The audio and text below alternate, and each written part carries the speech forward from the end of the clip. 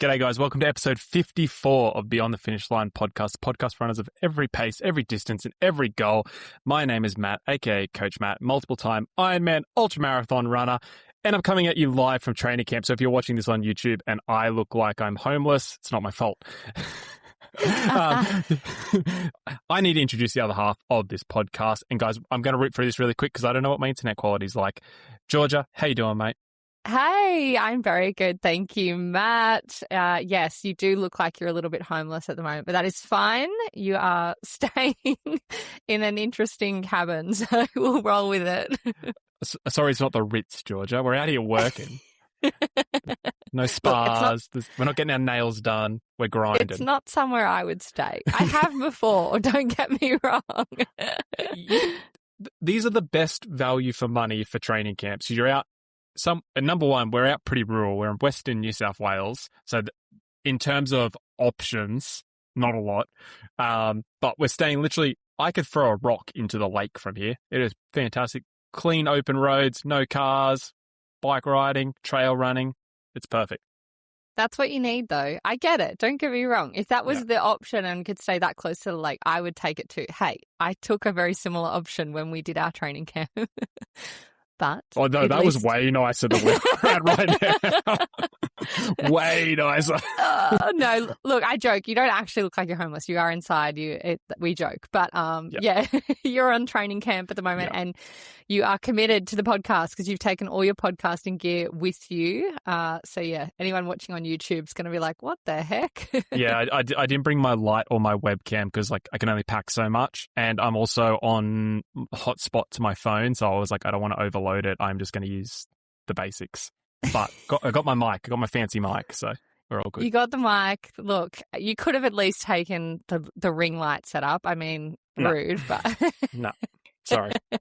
So he's having to hold his mic, the poor thing. Usually we both have mic stands. It makes it a lot easier. So if this is as bad as it is, I can live with that. It's not the end of the world. Definitely. And speaking of training camp, how's it all going? It's been awesome. I've come up for a few days just by myself because I'm very, very fortunate. This is also my job, but to come away for a few days and just have a bit of a chill. January, February is like our most hectic time of the year at the Performance Project with new athletes coming on. So I've kind of got through our busy period, had a few days to decompress. Our athletes are coming up tonight/tomorrow. We'll do 5 days with them, have an awesome time and just have some fun. So it's been really good. Weather's been great. A little bit rainy today, but like the last few days, 35 degrees, sun's out. Perfect. Nice. And so run us through, like, what is a training camp? What do you guys do? Yeah. They vary depending on what you want to achieve. So this is a very, very different camp to say what we will run in October for Ironman Western Australia, where I'll be going for sub 10. This is definitely more of a fun, get people out. They all have a rough goal. So most people are doing Ironman New Zealand or Ironman Western Sydney. Coming out here, ticking the legs over, spend some one-on-one time with me, which I think is really valuable with us being a virtual business, that you actually get one-on-one time with your coach. I think it's really, really valuable. And it's just about having fun, answering questions, doing a whole bunch of training with a bunch of people. And yeah, we try not to overcomplicate it. If we do have athletes who have got certain goals, so if they're going for an age group championship, a time goal, whatever it might be, we will tailor certain sessions to meet that. But all of our guys are just out here having fun, so we're just going to keep it fun, keep it light, do a bunch of training together. So yeah, nothing too hectic. Cool. Love it. And how's your week been? Highs and lows? Highs and lows. High on training camp, so fantastic. And like I said, finished the busy period sort of at TPP, which has been great. Lows, we have had a couple of like little business things that have come up that have just, I guess, more headaches than anything. But that just happens with business. So I wouldn't say it's a real low. It's just something I've just got to wrap my head around. So yeah, it's pretty good week all in all. How about you, Georgia? Oh, highs and lows. I always struggle to think about these because I forget what I've said on the It's week your before. segment. Everything blurs together. It is my segment and I do love it. It's one of my favorite things that I love, really, especially like in our group chat and stuff. I love talking to other people about what their highs and lows are because it's a really great way for people to find a way to like relate to other people as well and feel like they're not alone. For me, lows, I had a really crappy weekend yesterday. I was really sick again, which was not ideal after 3 weeks of not being sick. I just got really sick out of the blue. I think I was a bit exhausted maybe. I'm not quite sure, but yeah, just got really, really sick in the morning and then I had a panic attack because I thought I was going to just choke, and which is a lot, but Nick obviously helped calm me down, and then I got a migraine from the fact that I was sick all morning, so then that kind of put me out. But highs, I managed to get in a really good run last week, which felt like one of those runs where you go, this is why I love running, and I just felt so good, and I was like, this is the first time in, God, I want to say since August, like since the marathon, that I've had a run that I was just like, wow, this is awesome. So that was really nice. It was really nice to have a moment where I remembered why I love running so much because I've really been struggling. So yeah, that was a big high for me because as running is my, my whole life. Yeah, I'm so She's all right, guys. Don't worry. She's fine. Oh my God, I just like choked on something. She's choking on air. She's getting choked up about her love for running. Look, I wish that was the reason, but I just can't breathe right now. Oh my gosh. I just can't. I'm so sorry. That's it. That's my high. I need to have a second. It's all good. I thought you would add Georgia. I'm going to keep talking about Georgia. Gets herself a glass of water. I thought you would add that TPP. We finally brought the group chat back. We finally worked out how to do that and how to make it sustainable. So that's been going off. That's been good. You've been in your element. Yeah, it is. It's a lot better now. It's funny. We moved to this new platform because the chat was getting too big that people's questions and stuff were getting lost, and so we really wanted to make sure that we had a space where people could feel like they were seen and that their question was being answered. So we moved to this amazing platform that's a bit more like a Facebook feed, but for business and community and stuff like that, which is amazing. And a lot of people were like, wow, this is so much better than our old group chat. But then on the other hand, we had, oh my God. She's struggling, guys. I think she's going to be okay. I don't know. In a completely unrelated topic, we are looking for a new host of Beyond the Finish Line, Georgia. Oh dear! Like I wish you'd just cut that out, but I know you won't. Nope. Your reaction was too good.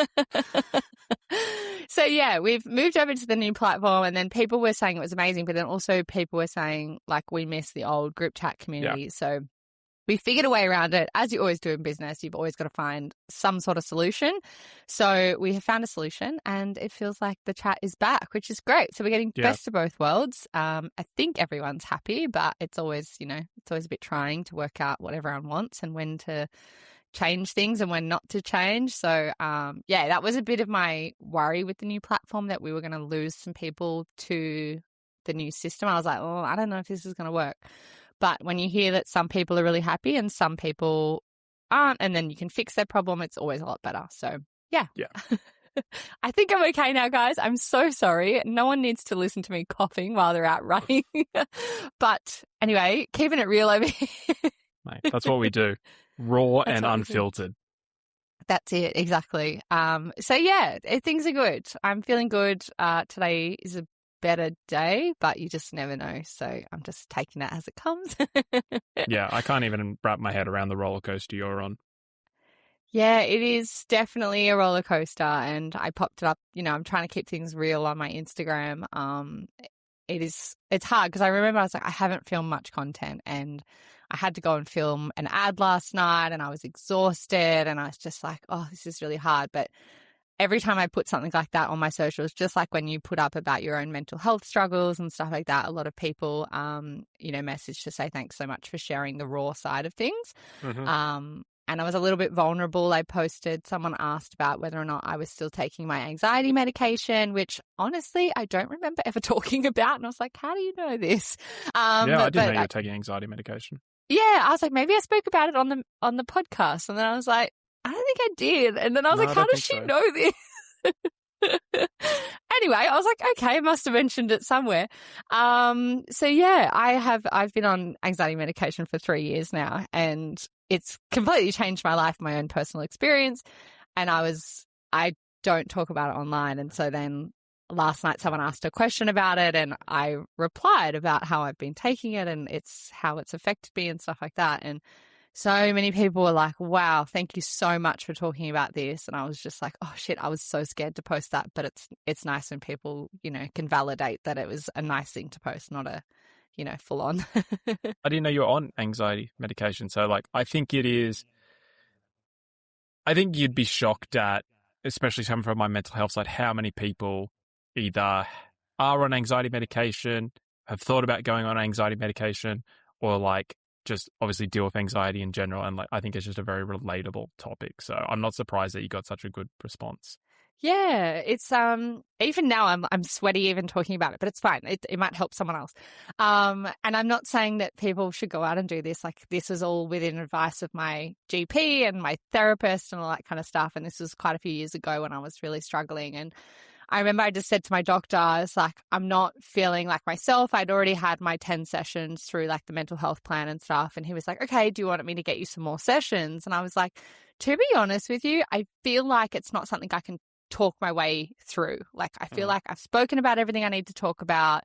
It, to me, the way I explained it to him was like, I feel like it's in my brain, like it's chemical and I can't help it. It's the weirdest, strangest things that set me off. And he was just like, okay, have you ever thought about this? And I was like, look, I've never been on anxiety medication before. I've been on medication for depression when I was younger, but that's such a long time ago. And he was like, okay, like, let's give it a go. And that was 3 years ago. And it's completely changed my life. Like, I no longer get that sick, sinking feeling in my stomach where I feel like I'm going to pass out or like my heart races. I rarely ever get that anymore. And so, yeah, it's really, really helped me. And I spoke to my doctor about it, staying on it through pregnancy and stuff. And he was like, look, there's risks, but everything comes with a risk. And he was like, but I'm more worried about the risks of you not being on it than you being on it while you're pregnant. So, yeah, it's all, as I said, risk and checking it out and seeing what's going to work for you. But, yeah, I'm all hot and sweaty thinking about it because this is normally Matt's kind of domain, guys. He's the one that talks about this stuff. So I'm being very vulnerable for you right now. Like I say all the time, Georgia, if being uncomfortable I always say 3 minutes because that's how long a reel is, but if being uncomfortable for 3 minutes helps one other person, totally worth it. So worth it. Yeah, it's a good trade-off. Good trade-off for sure. I wanted to ask you, actually, it's been on my mind and I've kind of been saving it for the podcast because I wanted to hear your thoughts on it. So this week on social media, I don't know if you've seen, there's been a lot of chatter about... Why did it happen this week? I'll tell you why. There's a reason why. Sure. So it's this week and last week. A lot of chatter about stress fractures. And this is something that I've been thinking about for a while. And I've been seeing a trend and I'm like, is this a thing or am I just getting fed content that's like this, or I don't know. And so basically how it started, there was this really awesome running influencer from the UK, Mary McCarthy. She had posted that, like, she's a gun. Like, she runs really fast. She's absolutely incredible, does multiple marathons a year, works with lots of different brands. I think one of her brands is Runner. And so this week she posted a thing saying she got a stress fracture. And in her video, she says she got a stress fracture. And then the next day she posted a video saying she did a 50K bike ride, like out on a bike. And I feel so bad for her. She got slammed by people on socials just being like, you shouldn't be riding. You've got a stress fracture. People giving like advice. And now there's like lots of people kind of clipping her video and then putting their own take on it and stuff like that. And so I just wanted to talk to you about injuries within the running space at the moment, about, obviously AI training platforms, stress fractures in general, and all of that kind of stuff, because they are questions we get in our DMs. And I thought this is a really great topic to talk about. Absolutely. I think if people want to go back to one of our favorite episodes that we reference quite a lot, I think it's the dark side of endurance sports. when did we record that, Georgia? October, November, something like that? Yeah, it was not too long after Sydney Marathon. So yeah, it would be Okay, so September, maybe October. even September. Yeah. We might have hit the nail on the head with the predictions. Yeah, we did. We talked about the fact that people are going to start burning out and getting injuries. And I am seeing a lot of people, and I was really worried about it last year. Like I've done 2 marathons in a year, and I feel like that's the cap. For me personally, that's my cap. I'm not a professional runner. And so I've been seeing lots of young girls. I mean, they're fit as, like, so strong, so fit. Don't get me wrong. But I'm seeing them doing, 3, 4, 5 marathons a year. And I'm like, far out. Like, this is something bad waiting to happen. And so, yeah, I've been thinking about it, but I didn't want to post about it. But then this week, it's just blown up on socials. And, yeah, it's just such an interesting one. I mean, I would say from the coaching perspective and the amount of different people who reach out to us and try, like, maybe ask about coaching, but don't necessarily go through with coaching, pick our brains, things like that. Obviously, the DMs we get with sponsored athletes and DMs we get on the podcast. I am not surprised. Like, I could see this coming a mile away, and I think a lot of running coaches could, and that's why, at least I've noticed the trend where established endurance coaches, I won't even say running, just endurance in general. Yeah. When we've seen that the runners and AI training programs gather steam, we kind of knew that it wasn't going to last just because there are so many faults in it. So yeah, I'm not. What's happening right now? I'm surprised it is blown up to the level, but I guess that's also coming with the virality of, like, social media and stuff now and how popular running is. But, like, to say that this is a shock, I can't honestly say that. Yeah, and I guess, like, it's one of those things, right? It's like you don't want to absolutely hang shit on AI training programs because I feel like they have a place. And I've always said, like, runner is great. And when we're just using runner as, because it is the biggest, but, like, I've always said it's great up until, like, 10Ks. If you're just wanting to learn to run and, like, you just want an app that will help you, like a couch to 5K or whatever, Runner, Garmin, Nike, all of those AI training programs, like, pretty safe, pretty okay to get you from 5 to 10K, something like that. Yeah. And I think where people go wrong is kind of, they don't know their own ability. And I'm seeing 2 conversations online, and I agree with both to an extent. I see the runner and the AI program. Again, we're just using runner as the example, but, like, the program as, all these people are getting injuries, they're overtraining. Like, quote unquote, someone was like, I started using it for a week and then I got rid of it because I just thought how dangerous it was. And like, I get that, I do. But then I also see the side of it where I'm like, okay, well, it isn't, like, their fault that people are putting in, I want to do a sub 3-hour marathon and their ability is sub 5. Like, they can't help that, and people aren't being honest with their abilities. And also they're not going, okay, I probably should take a rest day. Let's shuffle some things around. So there is that kind of thing. I just think it's one of those, like, recipes that's just, it's made for disaster. And there's user error for sure.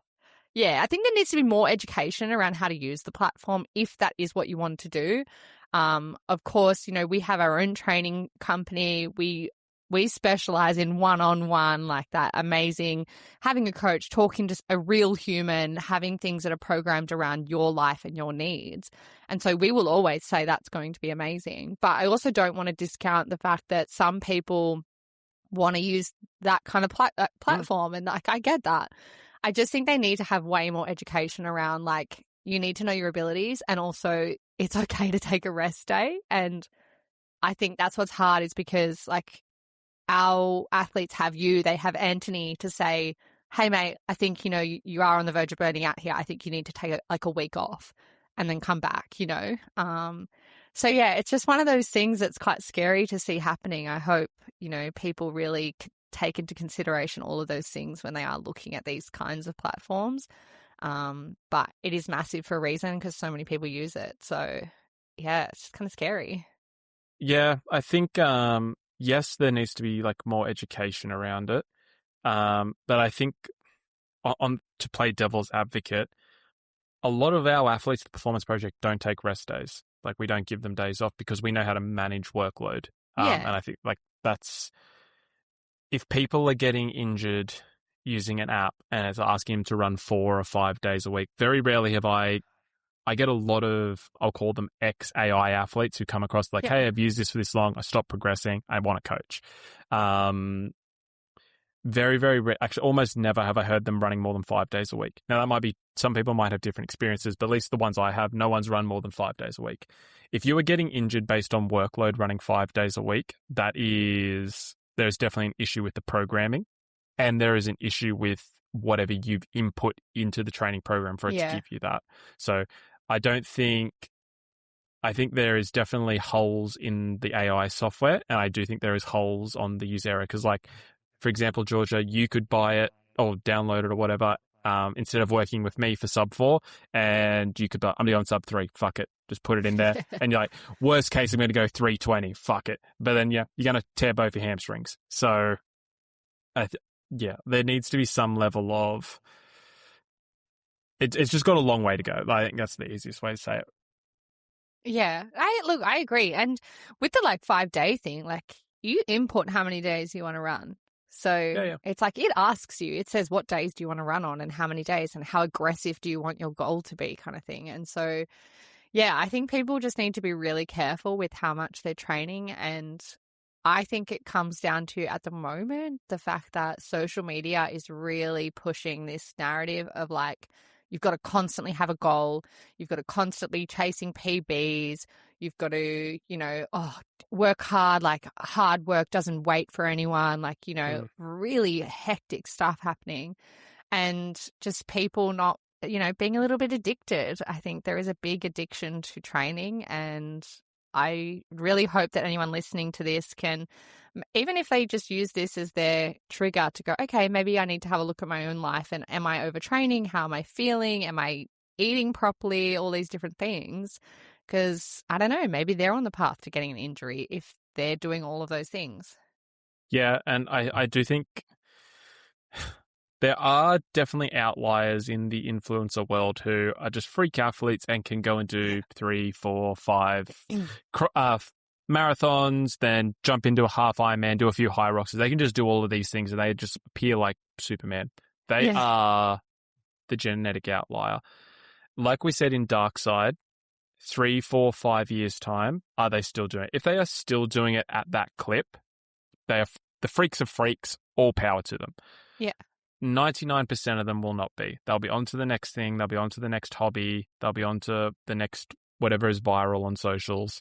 And then for the rest of us who are sort of left behind, who have followed them, who have maybe used them as inspiration, motivation, and we don't have those genetic advantages, we're going to be left with stress fractures, torn hamstrings, mentally burnt out, have no love for this thing that we just spent 5 years working towards. And it's just that's just the way it's going to go. I think so many of these athletes and influencers, I'm sure there are people who are not influencers to do this as well, but obviously influencers get the spotlight. Yeah. There is no respect for what these endurance events are. There used to be back, and granted, this is outdated, but this is just to show how far it has come. They used to say, if you run a marathon, you should not exercise for a year to recover. That was really? doctors' orders. Back, I don't even know when, back when marathons were a thing that you could sign up for and do, in the 40s, 50s, I don't know, back ages ago.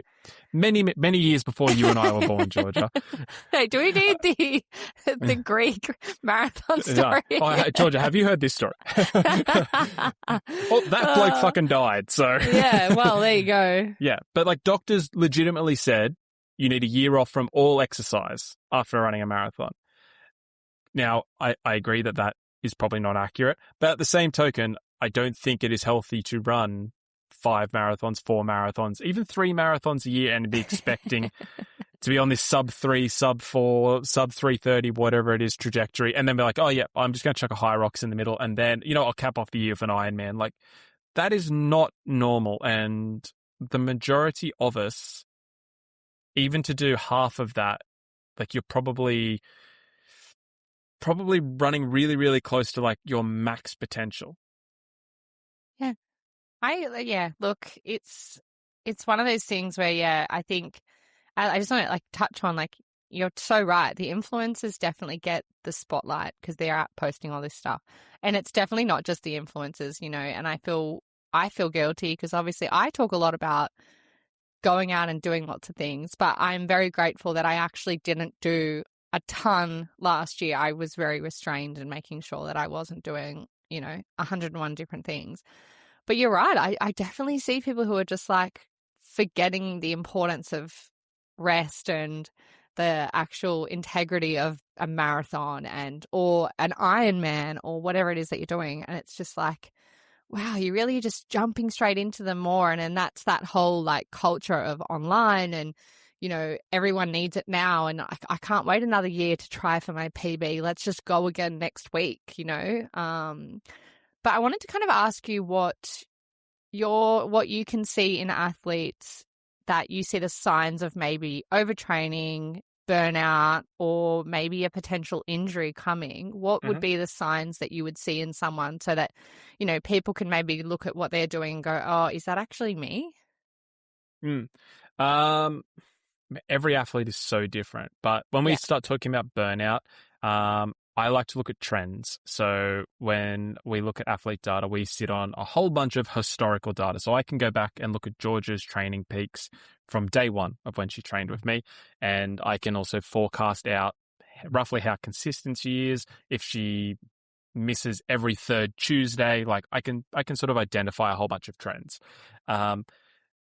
And then when I see something outside of the normal of those trends, so let's say Georgia has a whole week off, and I'll go, hey Georgia, are you feeling all right? Like I noticed training didn't go so well this week. You only maybe did half an hour on Monday, didn't really do anything the rest of the week. And then I'll listen for that athlete feedback. And if she's just like hectic week at work, blah, blah, blah, life, cool.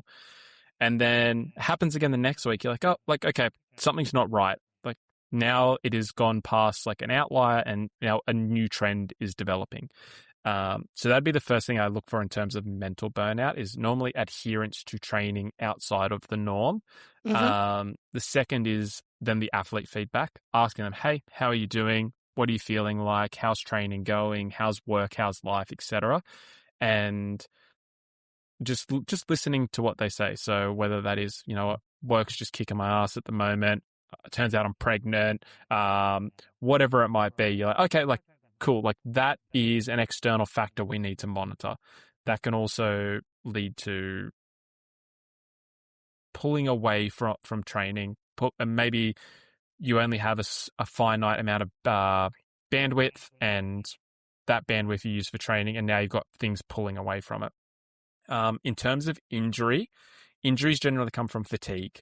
So again, that can be stress related. I don't think people put enough emphasis on how your brain is connected to your body or to your muscles. So if you have a super hectic week at work, you have a fight with the missus or your partner, or you're not sleeping well, or you've got a big deadline at work, whatever, and then you do a hamstring, like you would be shocked at how often those two link up. So I'm always looking for mental fatigue, and then I'm looking for physical fatigue too. If like I'm noticing, I couldn't hit your paces, maybe skipping the cool down of a warm up, cool down of a workout, excuse me. Just these little things that a coach learns to identify, and then you're like, okay, like let's dig a little bit deeper, and you're just sort of trying to dig down until you find that aha moment. And more often than not, it's nothing. More often than not, it's just like a bad day, a bad week, and then they're back to it. But it's when you start to see these things sort of, injuries are definitely a lot faster. They might be over 3 to 7 to 10 days, but maybe in the mental side, 2 weeks to a month, you sort of notice trends develop. But yeah, they're sort of like, I guess, the key things I look out for. Yeah, and I guess everything that Matt's saying right now, guys, is like you are your own coach. If you're not following a coach's program or you're using an online tool or whatever it is, you need to act as your own coach. So as Matt said, have a look at the trends and the data of your past sessions. Okay, yes, every third Tuesday, Wednesday, Thursday, I'm having a bit of a crappy session. Okay, maybe it's that time of the month if you're a female.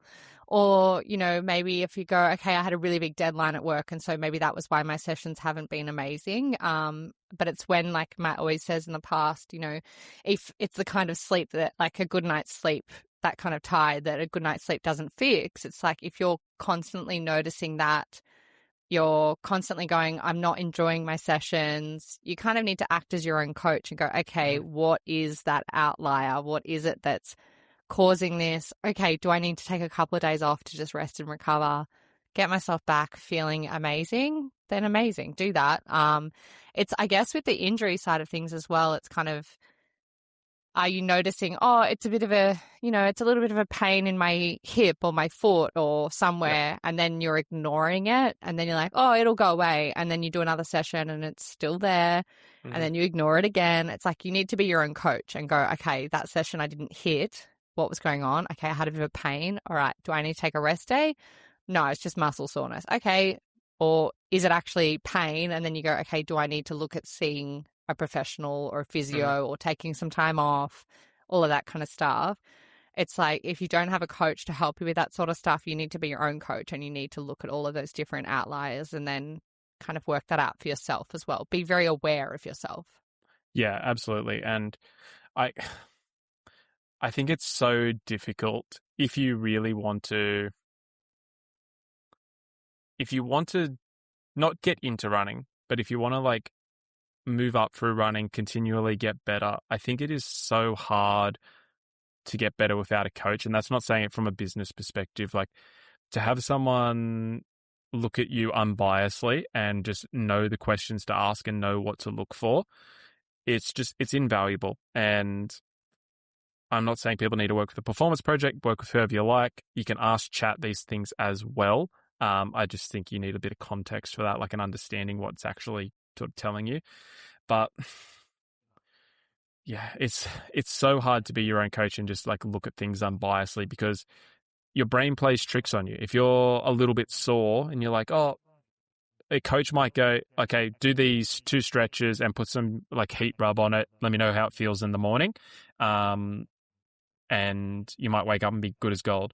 But if you're doing it yourself, you might be like, oh, my hamstring's a bit tight. Like, I might take 3 days off. And then you sort of like regress 3 days.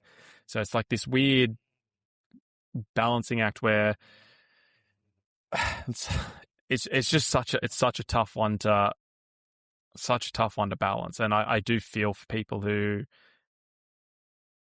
maybe don't want to get coaching, or like they don't feel like they need coaching. But I feel like if you get yourself a coach, your progress is it's going to 10x, guaranteed. Yeah, of course. Having professional help is always like going to help you progress. I think, as you said, though, it is super important, because there are lots of people out there who don't want to have a coach or can't afford a coach, especially at the moment. Yeah, it's tough. It's tough. And like, you know, we don't want to always just talk about coaching and stuff on this podcast and like, oh, that's all there is. You know, I want to make sure, you know, you guys understand like what it's like having a coach, but then also it's like, okay, if you don't have one, here are the signs. Here's what you should look at. Maybe if you are seeing a lot on social media, whether that is from an influencer or just people who are posting, you know, your mates posting their runs and stuff, maybe just look at that and go, okay, that's great for them, but is that sustainable for me? Is that going to help me or hinder me? And, you know, I have spoken in the past about my own, you know, falling out of love with running a little bit after Sydney Marathon and having burnout. And that purely was just because I just went too hard and I didn't listen to my body and I didn't take enough time in between, you know, marathons and stuff. But yeah, I think when you're looking at your year this year and you're planning your races and stuff, don't book races and plan events on purely for the fact of like everyone online's doing it, so I've got to do it. You know, like just do it because you really want to, and make sure that you're listening to all the signs of your body to make sure that you aren't getting injured. And if you are starting to see the signs of an injury, like you're not eating properly, you're not sleeping properly, that is then going to lead to an injury down the line. So making sure you're focusing on, you know, food, rest, recovery, all of those kinds of things, strength training, so that you don't end up with an injury down the line. I just get really stressed with people. Yeah. I completely understand it. And I was just thinking then, there is a part of me, and not for every influencer, but there is a part of me that feels, I don't want to say feels sorry, but I feel conflicted because a lot of these guys and girls, but a lot of these influencers, they have brands come to them and just go, what races do you want to do? We'll pay for it. We'll fly you there. We'll pay for the hotel. We'll do the whole thing. And it's just like, can I do Sydney, Gold Coast and Melbourne marathon? And they're like, yeah, absolutely. I'm like, well, they're like, fuck, I need to make hay while the sun shines. So, okay, I'll go do it. So there is this part of me that is like, if I was in that position, would I take it up? Like, I probably would. So I can't sit here and be like, say I am the golden child and be like, I would never do that. But it's such a conflicting topic when you like really start to break down into it. Yeah, totally. And especially like I love that you touched on that because it's such a thing, you know, it would be really hard to turn down, you know, a world major marathon if a brand is like, we're going to send you to New York, you're going to run New York Marathon, we're going to pay you to be there, everything's going to be paid for. Like this is their job. And it's, you know, as much as people laugh about influencers and say, oh, it's not a career and whatever, as you said, they're gonna make hay while the sun shines, and I understand that. And so I see, you know, it would be tough to turn these things down, and that is why you're probably seeing a lot of your influencers getting injured because they've taken up too many jobs, too many things. It would be hard to say no. I just want you guys who are listening, you know, because our audience is a regular runner like myself, you know, people who aren't elite athletes. They're just like, as we say in our intro, like we're for runners of every pace and every distance. And so we just want you guys to make sure, like, if you are seeing a lot of influencers doing 3, 4, 5 major events a year, like, just remember this is their job. You know, that doesn't mean you need to do that as well. You need to listen to your body. You need to make sure that you are protecting yourself so that you can run for years and years to come, like Matt said. Yeah. I think the other thing that we've hit on in the past is a lot of these influencers come from some form of sport prior to running. Very, very rarely are they a Georgia who was like, I've started running and that's where I started. Like that was my start of my athletic career in my 20s. Most of these guys and girls have ex-CrossFit athletes, ex-professional football player, whatever. And they've been training since they were 6 years old. And now they've just happen to be making content about running and you haven't seen that previous 20, 30 years of training. And that's, I think that really is the big unspoken thing is, sure, they've been running for 2 years, 3 years, 4 years, but they have 30, 25, a quarter century years of training under their belt. And that's why they're able to sort of, I'm just going to say bullshit their way through it because like, your body can handle, if you've trained your body up, it can handle a lot of abuse. Like I've gone and done 100K and was good as gold the next day. A lot of these guys, if you've got 25 years of training to go and run 42 and then have a couple of weeks off and then go and run another 42 and then have a couple of weeks off and then go do a high rocks or whatever, isn't a huge toll on the body short term. It's when you see them go, oh, I've done 5 years of this continuously, now it's becoming an issue. So that's a huge level of context that I think is missed. Is like these guys legitimately have 25 years of training under their belt before they're getting into running, where the most of us are, I'm starting running at 28, 27, 25, 18, whatever. Very, very rarely, like our listeners are not 8, 9 years old who are starting running, right? So they're all normal people, adults, working, families, all the things. And if we can get out for 4 runs a week, like that's a really good week, while a lot of these guys have spent 25 years training twice a day, before school, after school, and then in their early adulthood, maybe even training somewhat full time. So there's just a huge level of context that is missed.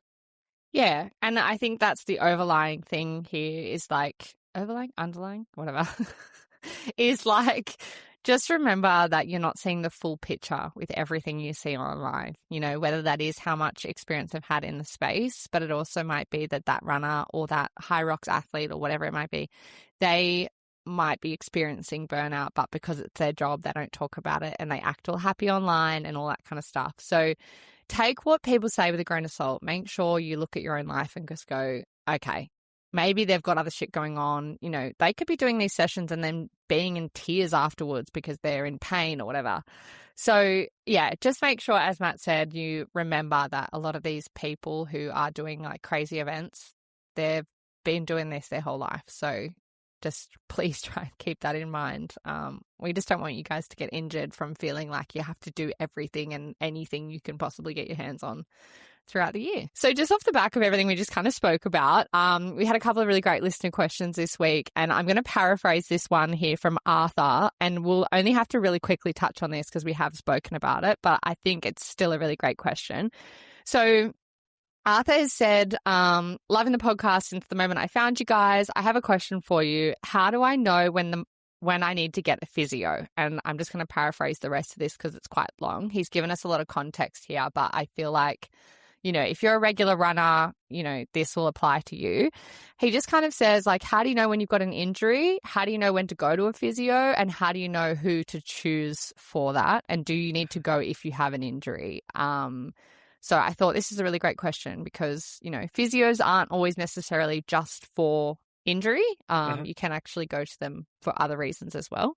So Matt, what would you say to someone who says, like, how do you know when?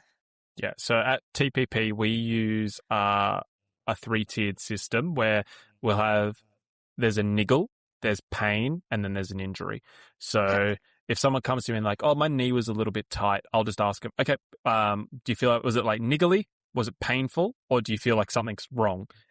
99 times out of 100, like, oh, just a little bit niggly, a little bit tight, just like a bit of muscle soreness, something's pulling where it shouldn't be. Okay, great. That's where go home, do a few stretches, put some heat rub on it. If you've got like compression boots or a foam roller or whatever, hit it with that. Message me in the morning, see how it feels. And then let's do some light movement and just see how it goes. If that sort of lasts for sort of 2 or 3 days and it maybe is starting to get slightly more painful, I'm like, cool. That is the time in my mind where I was like, let's just go see someone. Let's be proactive and go see a physio, go get a massage, do whatever. That's kind of my rule. If something's been niggly for 2, 3, 4 days, or maybe 2 or 3 sessions, I would be, or caveat, you've pulled up in a session. You haven't got through a session because it started to cross over from niggle to pain, and it's like, you know what, this is just starting to get too uncomfortable. That's where I would be like, okay, cool, let's just go see someone straight away. Let's not muck around. Yeah, definitely. And look, as you know, Matt said, if it's starting to become a problem, then that's, you know, you can enlist the help of a physio or whoever that might be. You can go to amazing places. Like there's also places like in Sydney, you could go somewhere like the Running Room, and they can check out your form and stuff and see what the cause of maybe some of your niggles are. For me, a lot of my pain comes from like how I run and my hips and how my actual form. And so I've been working with this company, and this is not sponsored or anything, like called Tensegrity Clinics, and he's been working with me on my actual form and like fixing that, because he was like, it's been a year of you running and you're still getting this injury and all of our traditional methods aren't working. So it's coming down to the fact that, you know, your form is off. And so even if you are like, it could even just be helpful going and seeing a physio to just check on your form and just make sure that everything's aligned so that you don't cause an injury down the line. It's kind of like, let's fix the problem before it arises kind of thing as well. So maybe, I don't know, Arthur, if you're finding that you want to, you know, just check in on things for peace of mind, then maybe that's when you go, okay, maybe see a physio. And I feel like by asking this question, maybe going and seeing a physio wouldn't hurt anyway. Yeah, if you're already asking the question, chances are you know that it is time that you should probably do it. Definitely. Okay, cool. This question came in the other day and I thought it was a really great one.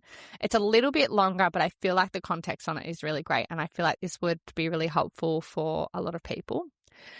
So Stacey has asked, I have a question for the podcast around nutrition. I know you guys have covered it a few times in the past, but I'm really struggling to eat pre and during runs due to my old hang-ups about carbs and weight gain. I love the why behind things and heaps of detail. Is it possible for Matt to talk more about the science behind how our bodies use the fuel and why the amount of carbs recommended is what it is?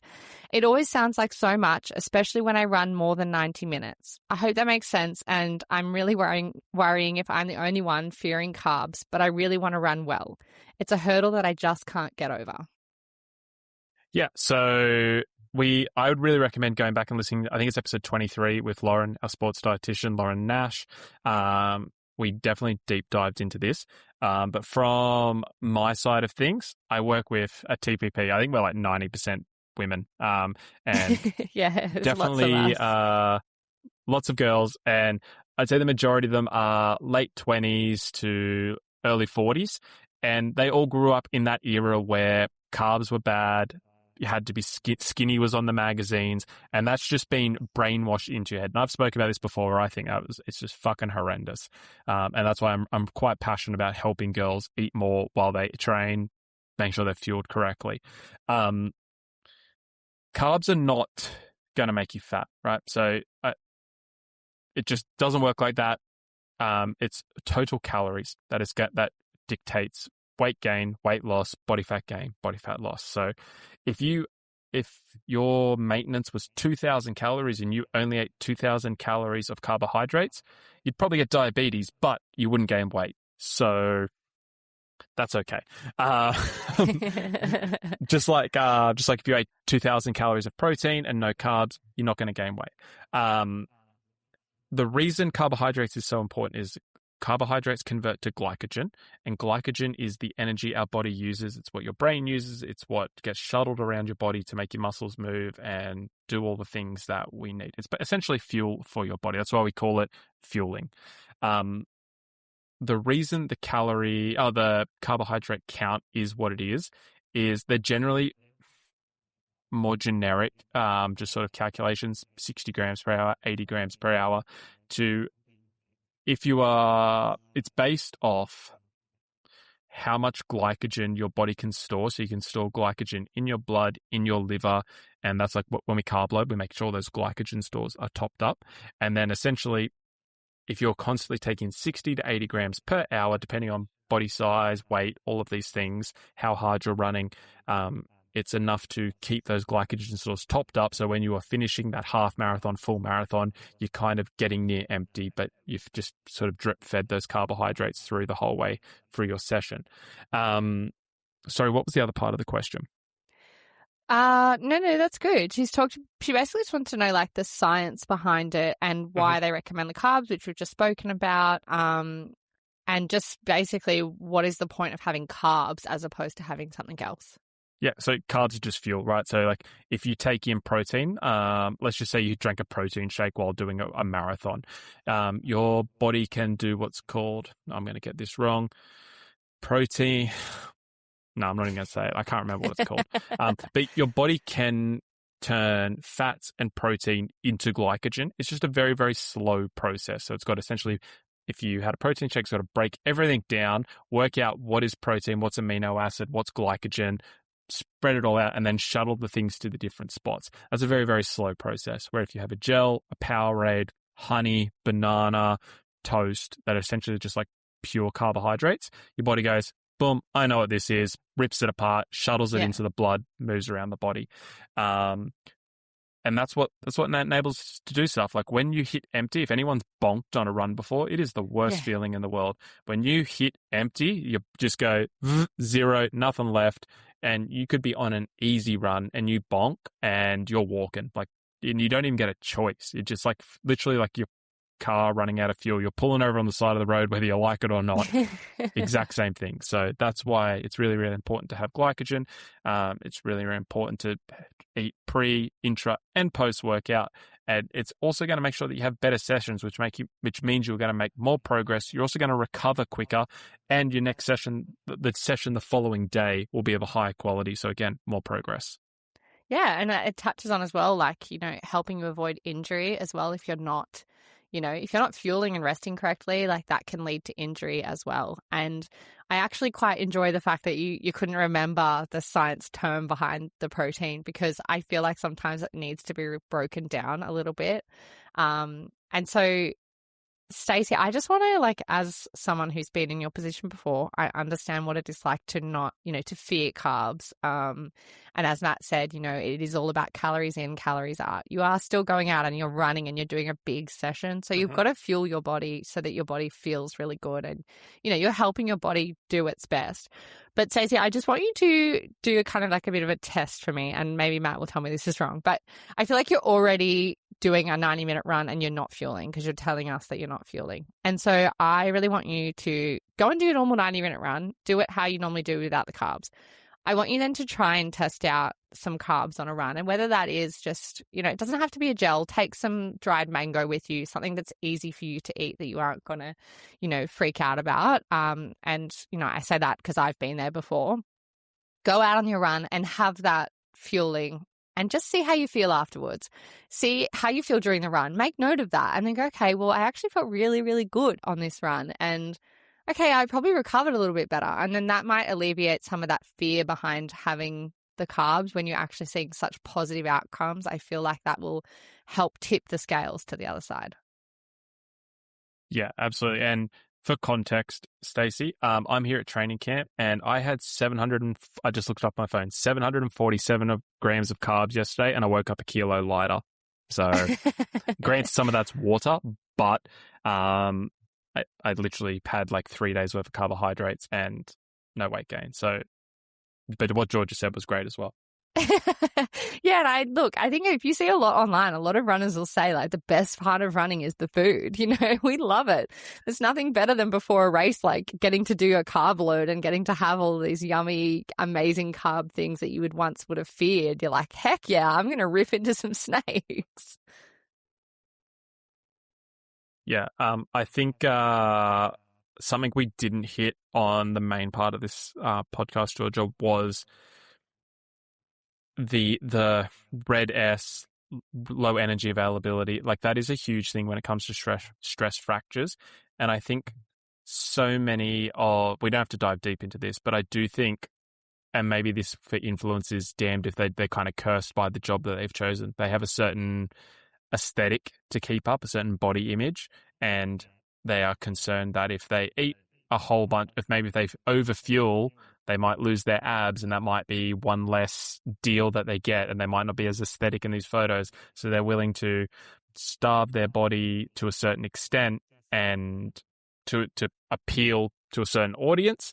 And that also kind of plays into the long training history where their bodies can deal with that maybe energy deficiency for longer periods of time, and then they eventually get injured and things like that. So I would definitely encourage everyone to fuel no matter what. Like there's nothing to be proud of, I would say, going out and doing a 90-minute run fasted. Like have a gel. It's fine. Have something before you go out. Like have a croissant when you finish. Have a coffee. Like enjoy life. Yeah, life's too short. And like, as we've just with that red stuff, like I see a lot of it online as well with women. It can also lead to like losing your period, things like that. Yeah. But if you want some amazing people to follow in that space with the like eating and fueling and stuff like that, are just two women that come to mind. A younger influencer in her early 20s, Chloe's Health. She talks a lot about the fact that, she was under eating and under fueling, and now she doesn't. She fuels her body and she feels so much better, and she can do these amazing endurance events.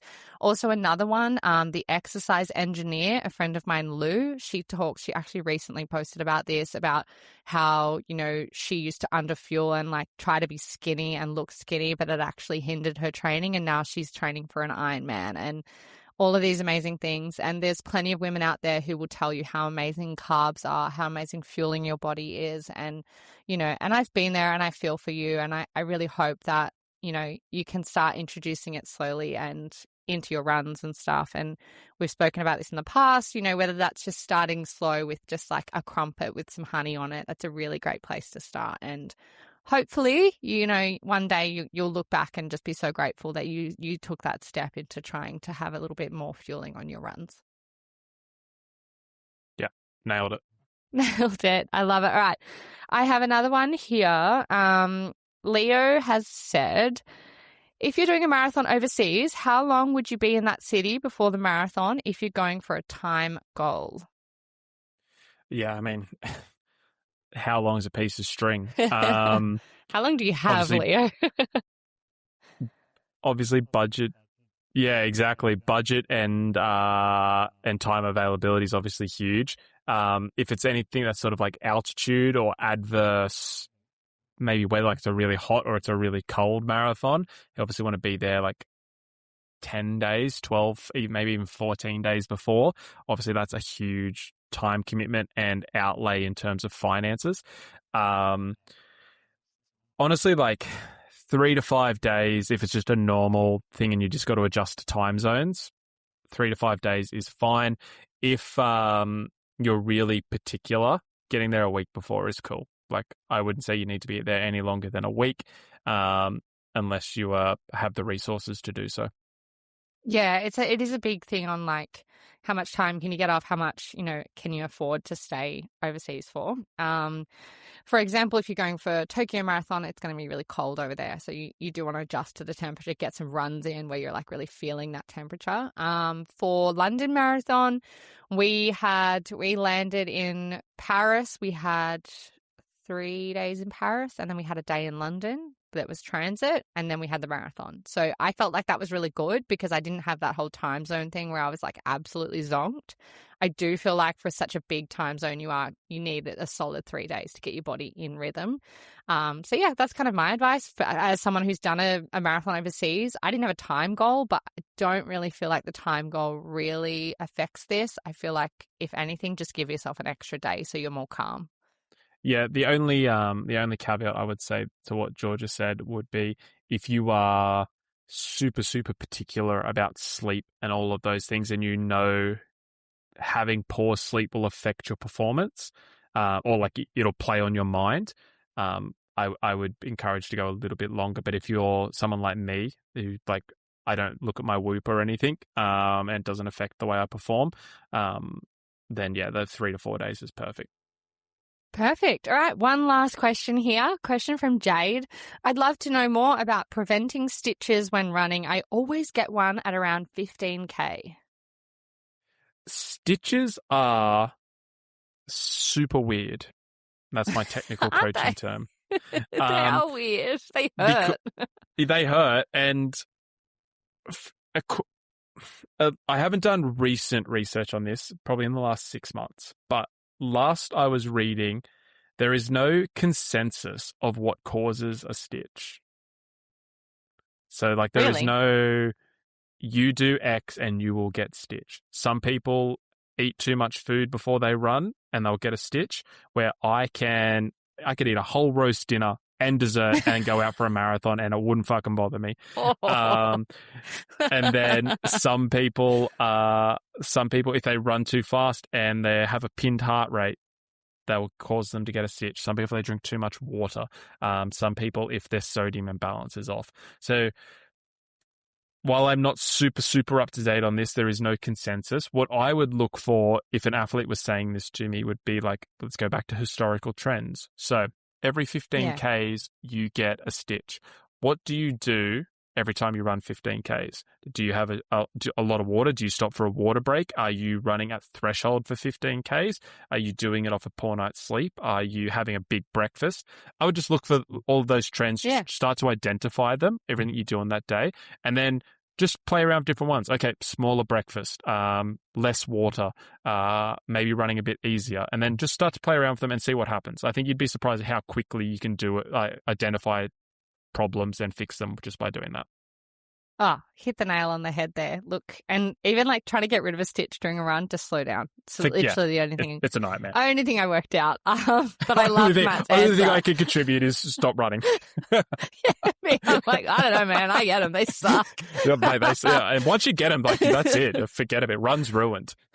Yeah, it's so hard. Like, I have definitely done long runs before. I've had a stitch for like a solid 3K, and then it goes and you're like, oh, thank God. Yeah. It's like getting a cramp during a run, like in your calf or something. Honestly, exactly. It's like getting an abdominal cramp, yeah. Yeah, pretty much. So I love that though. Yeah, definitely look at historical trends, and, it'd be like if you're having an intolerance to food, you'd look at, Exactly. what are the you same thing. eating? Yep. Yeah, like take a Elimination diary. diet. Yep. 100% elimination diet. Exactly. So hopefully that helps, Jade. Sorry, I can't contribute more. I'm just like, well, I don't know, they hurt. Oh, amazing. Oh, this has been episode 54 of Beyond the Finish Line. We hope you enjoyed this conversation on injuries and overtraining and all of those crazy, crazy things that are happening out there at the moment. Thank you so much for listening. Make sure you head over to Instagram and follow us at Beyond the Finish Line _pod. Go over to wherever you listen to your podcast. Make sure you like, subscribe, download, do all the things. Please send us to a friend. It always makes our day. Or just leave us a little comment to tell us what you think of the pod. That's always super helpful. Again, thanks for listening. Have a great week. Talk to you soon. Hooroo. Bye.